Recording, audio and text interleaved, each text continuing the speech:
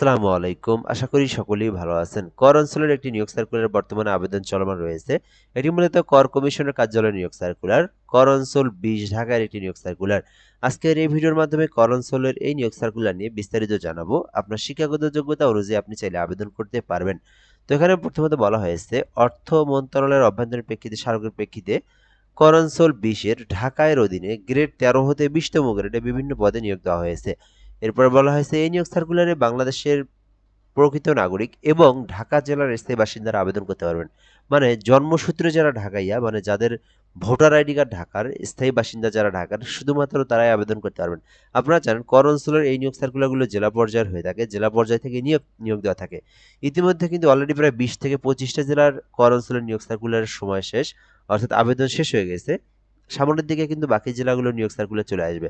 তো আপনারা আমাদের মাধ্যমে বাংলাদেশের যে কোনো জেলার যে কোনো সরকারি চাকরির নিয়োগ সার্কুলারগুলো জেনে নিতে পারবেন। Facebook page job plus video এবং আমাদের ইউটিউব চ্যানেলের নাম এমআর রাইহান হাসান, এই চ্যানেল থেকে আপলোড করা হয়। যে যেখান থেকে দেখবেন আমাদের সঙ্গে যুক্ত থাকলে সরকারি সকল নিয়োগ সার্কুলার, আপনার জেলা পর্যায়ে নিয়োগ সার্কুলারগুলো সম্পর্কে সবার অবগত হয়ে যাবেন। এখানে বলা হয়েছে ঢাকা জেলার ছেলে মেয়ে উভয় প্রার্থীরা আবেদন করতে পারবেন। ঢাকা জেলার প্রার্থী হলে আবেদন করা যাবে অনলাইনের মাধ্যমে tax20teletalk.com লিঙ্ক থেকে আবেদন করতে হবে। কম্পিউটার অপারেটর পদ রয়েছে ১৩ গ্রেডে, একটি পদ রয়েছে। শিক্ষাগত যোগ্যতা চাওয়া হয়েছে বিজ্ঞান শাখা থেকে যারা অনার্স করেছেন অথবা ডিগ্রি করেছেন তারা কিন্তু কম্পিউটার অপারেটর আবেদন করতে পারবেন। ব্যক্তিগত সহকারী ৩টি পদ রয়েছে। যারা অনার্স পাস অথবা ডিগ্রি পাস করেছেন ব্যক্তিগত সহকারী পদে আবেদন করতে পারবেন। প্রধান সহকারী রয়েছে ১০টি পদে। শিক্ষাগত যোগ্যতা চাওয়া হয়েছে স্নাতক অথবা ডিগ্রি, মানে অনার্স পাস করেছেন অথবা ডিগ্রি পাস করেছেন তাহলে আপনি প্রধান সহকারী পদে আবেদন করতে পারবেন।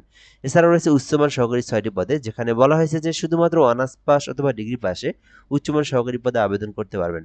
৬০ মুদ্রাক্ষরিক কাম কম্পিউটার অপারেটর রয়েছে, যারা শুধুমাত্র অনার্স পাস অথবা ডিগ্রি পাস করেছেন আবেদন করতে পারবেন।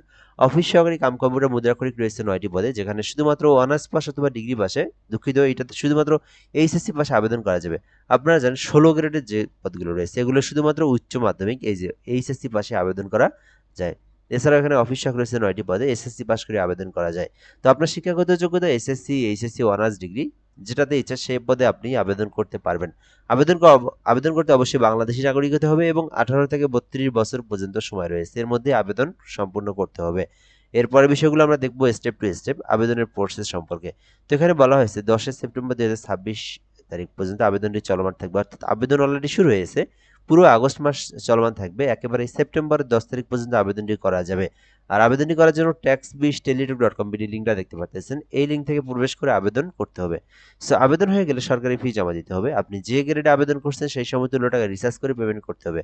১ থেকে ৬ নম্বরে আবেদন করলে ১১২ টাকা, আর আপনি ৭ নম্বরে আবেদন করলে ৫৬ টাকা জমা দিতে হবে।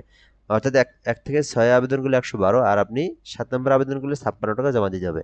জমা দেওয়ার প্রসেসটা tax20 ইউজার আইডি 163 পোল নাম্বার সেন্ড করে দিবেন। পরবর্তী পিন নাম্বার দিয়ে আবার এই নাম্বারে সেন্ড করলেই আপনার পেমেন্ট সম্পূর্ণ হয়ে যাবে। তো আশা করি বুঝতে পেরেছেন। যারা আবেদন করবেন দ্রুত আবেদনটি করে রাখতে পারেন। ভিডিওটাই পর্যন্তই, ভালো থাকবেন। আসসালামু আলাইকুম।